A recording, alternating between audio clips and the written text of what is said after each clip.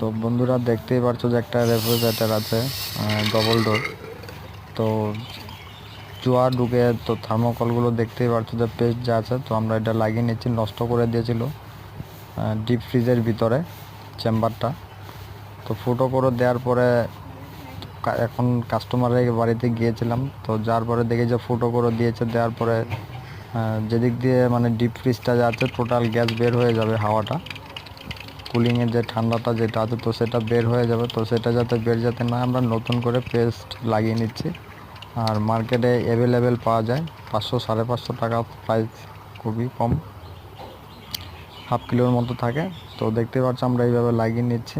আর ভিডিওটা যদি ভালো লাগে তো চ্যানেলটাকে সাবস্ক্রাইব করবেন নতুন নতুন ভিডিও দেখার জন্য। আর আমাদের পাশে থাকবে, কমেন্ট করে জানাবে।